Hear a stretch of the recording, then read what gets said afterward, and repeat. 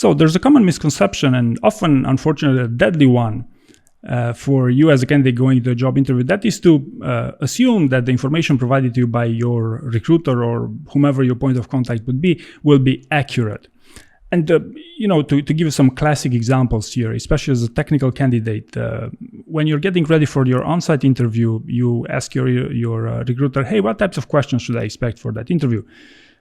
Or even a better one, hey, will my interview be technical or behavioral going for the on-site? And, some of you received different types of answers, such as, oh, it will only be behavioral, don't worry too much about technical stuff. Or for the most asked questions, yeah, sure, I have a list here, can you note things down? I can tell them from memory even.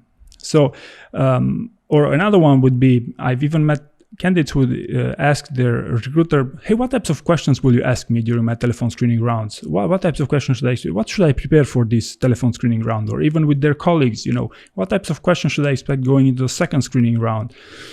And needless to say, it's if I make a video about this, it means I really believe it's not the best idea.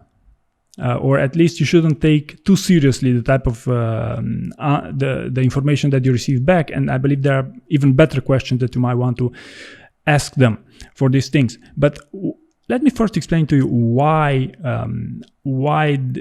there is this over-reliance in the first place. This over-reliance happens primarily because you might have read somewhere, that, hey, that candidate knew in advance what types of questions they should expect and basically had a lot of inside information about this.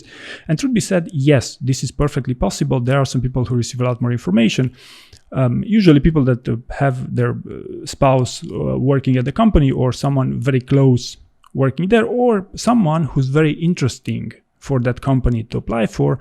Or another scenario would be when they notify you 3 days in advance that they would like to call you for your on-site interview, and they will give you a lot more information than they otherwise feel comfortable giving to other candidates. So there are scenarios where people are offered a lot more information, and reliable information for that matter, but usually you must understand two very important things about recruiters and about point of contacts usually going into these jobs interviews. The first one is that these people do not know all that much about these, for example, on-site interviews. Many of the people that I coached, many of the people that I speak to regularly are people working in HR.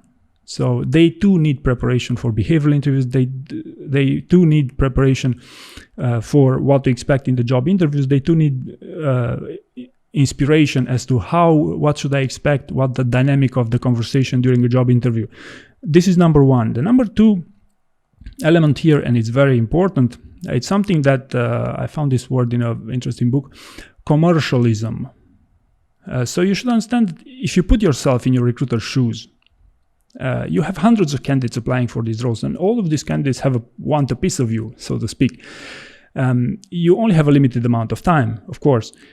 So your interest to provide all the best and probably the most accurate information to each and every candidate significantly decreases with the volume of information you're requested. So, whenever for example, when a recruiter tells you, hey, yes, can you note down here are some questions, note them down.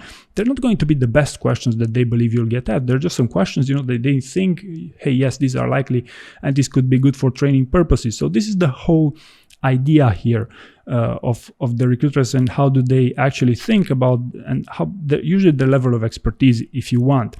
I found that the best strategy in this context to be by far to be cautious and to be realistic and really understand that the best interviews you'll ever have will be the unexpected ones, where people ask you questions you wouldn't expect, and basically the dynamic of the conversation will be dynamic, for the lack of a better word. So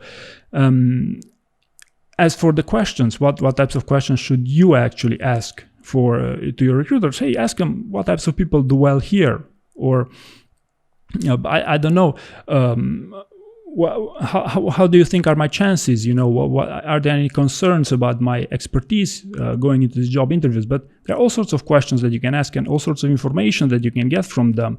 But you should understand that not to over-rely on this type of content.